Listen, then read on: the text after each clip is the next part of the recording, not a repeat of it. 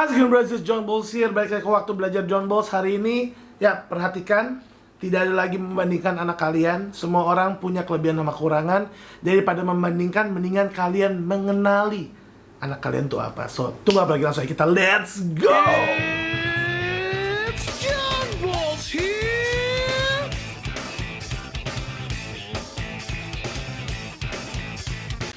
Alright, gue habis baca buku ini. Yap. Maukah kalian jadi orang tua bahagia dari Dr. Aisyah Dahlan? Yap, kalau mau pesan bisa DM Instagram gue di John Balls here 69. Harganya harga normal, tapi yap, there's more. Kalian bakal dapet tangan Bu Isa sama John Balls tentunya. Yap, belum termasuk ongkir. Agak mahal tapi dapat tangan Bu Isa sama John Balls. Yap, kapan lagi bros? Ya, kalau kita ngomongin mengenal watak anak, ya, kalian harus tahu dulu, anak kalian tuh introvert, extrovert, atau ambivert. Bahkan Allah atau Tuhan kita telah berfirman kalau semua orang punya pembawaan yang berbeda-beda. Mereka sesuai dengan pembawaannya masing-masing. Dan pembawaan itu ya salah satunya adalah watak atau personality ini sendiri. Dan yang harus kalian ketahui kalau watak itu genetik. Bisa dari ayah atau ibunya. Tapi orang tua saya melankolis dua-duanya, saya sanguin. Pasti ada yang pikir kayak gitu kan. Well, turunan genetik atau kromosom kalian itu yang kalian dapatkan dari ayah dan ibu kalian juga mereka dapatkan dari kakek nenek kalian. Jadi mungkin ada kakek nenek kalian yang orang sanguin. Dan di manakah watak itu? Watak ada di sini nih. Lobus parietalis. Salah, ini frontalis. Gue dokter kok.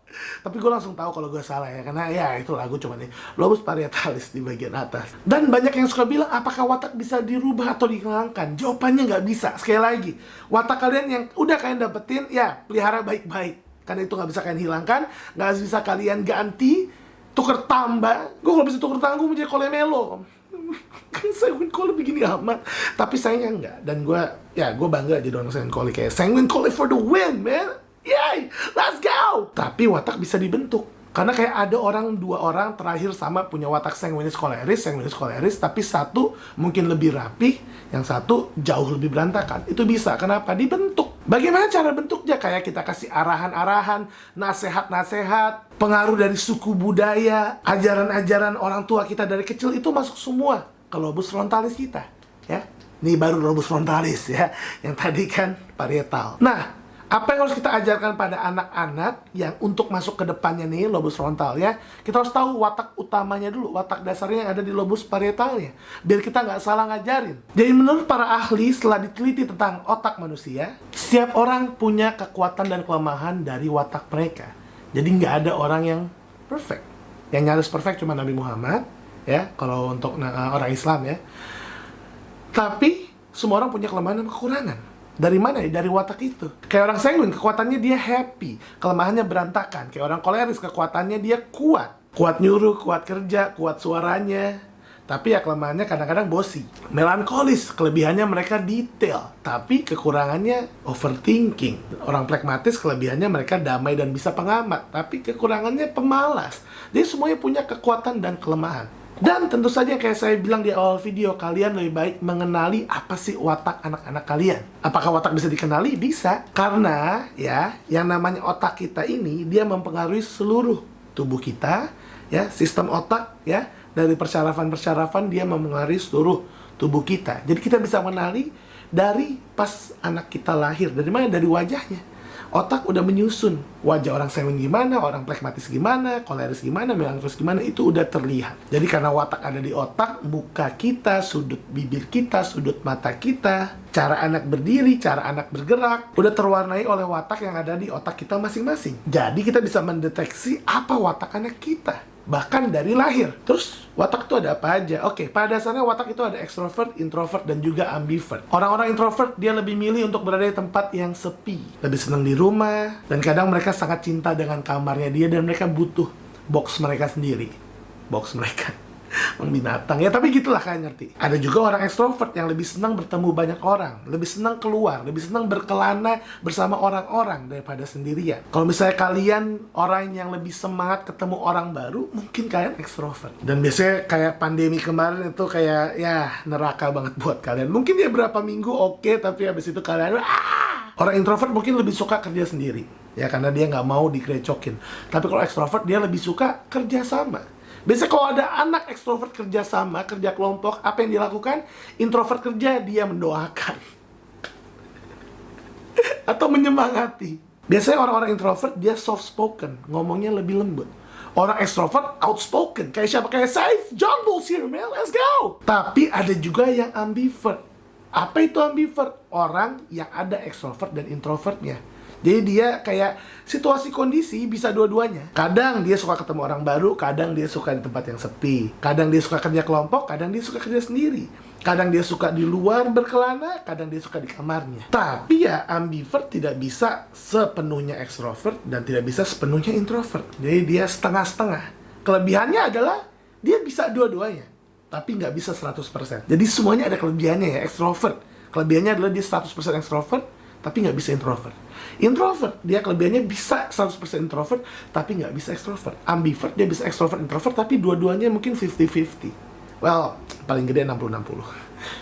Doesn't make sense, 60-60, 120%. Toguro. Jangan pakai joke yang orang lain nggak tahu. Jadi bisa kalian lihat nih, anak kalian dari kecil, apakah dia ekstrovert, introvert, atau ambivert. Kalau dia gampang banget untuk ngobrol sama orang baru, ketemu orang baru, mungkin dia ekstrovert.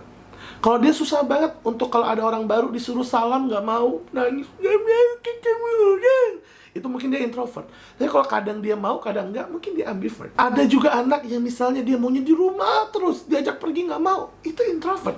Ada anak yang maunya main aja, keluar. Lama-lama diusir, itu ekstrovert. Kalau ambivert gimana? Ya bisa dua-duanya. Kadang keluar, kadang di rumah. Dan orang introvert itu dia akan terpulihkan energinya kalau dia sendirian. Ya, ngecas energinya dia butuh quality time sendiri. Jadi jangan kayak, ini anak saya kok dia kalau pulang sekolah dia maunya di kamar aja. Jangan diganggu. Dia udah capek. Kalau katanya anak-anak zaman sekarang, social battery-nya udah habis. Udah habis buat di sekolah. Sekarang dia mau tidur dulu, ya. Tapi kalau anak ekstrovert, ya udah, dia emang seneng ketemu orang, ngecas baterainya dengan ketemu orang. Loh, tapi kok ini anak ekstrovert saya tiba-tiba sering tidur? Ya dia juga bisa capek, tapi bukan capek karena ketemu orang. Karena pas ketemu orang dia terlalu seneng, lari-lari, akhirnya capek. Tapi dilihat gitu, ya, dilihat perbedaannya. Ambivert gimana ya? Ambivert ya enak, bisa dipulihkan sama teman, bisa sendirian. Tapi ya tadi, nggak bisa 100%. Nah, orang introvert itu biasanya dia mikir dulu, baru bicara. Orang ekstrovert bicara dulu baru mikir. Kayak misalnya kalau mau pergi gitu, kayak mau makan. Makan yuk. Ntar deh. Gue udah kenyang tapi pengen ikut. Yaudah ikut deh. Nah, gue baru aja balik. Telat loh. Introvert tuh kayak gitu. Kelamaan mikir. Tapi kalau ekstrovert, jeleknya tuh, bro, kita makan yuk ke McD. Let's go brotherhood. Berangkat kita ke McD. Kan gue lagi puasa ya, kok gue ke McD ya? Ya, ekstrovert dia oke dulu, baru dia pikir, oh iya, kan gue emang nggak mau ke McD. Jadi gitu, semua orang punya kelebihan dan kekurangan. Kalau kalian udah tahu watak kalian, ekstrovert, introvert, ambivert, kalian udah tahu watak anak kalian, ekstrovert, introvert, ambivert, ya itu lebih enak untuk kalian ke depannya, karena kalian tahu gimana cara menghadapinya. Apalagi kalau kalian belajar tentang personality yang lebih detail, sanguinis, koleris, melankolis, pragmatis, kalian bakal lebih mudah, karena kalian bisa tahu ambivert itu ternyata dibagi lagi menjadi 2, tapi akan sangat panjang. Kalian lihat aja video-video dulu. Ini cuma buat refresh doang, karena gue habis baca ini jadi nginget kayaknya oke sih kalau kita ingetin tentang watak lagi. Karena kadang-kadang orang banyak membedakan anak-anak ya. Banyak banget yang kemarin lagi konseling, kayak merasa anaknya kok diem aja, anaknya kok nggak kayak anaknya yang kedua. Ada juga yang merasa, kok anak saya yang terakhir ini nggak kayak kakak-kakaknya yang dulu, yang enak dibilangin, yang ini kok ngeyel banget. Nggak bisa, semuanya beda ya.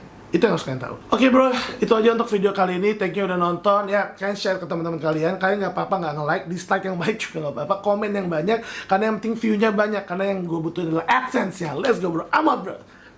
Let's go. It's John Bulls here.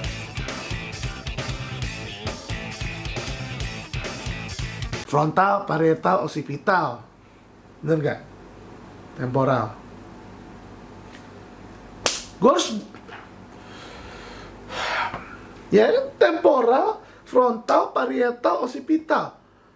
Please dong, gue gak salah. Gue harus googling bagaimana cara bentuknya. Kayak kita kasih arahan-arahan, nasehat-nasehat, adat istiadat.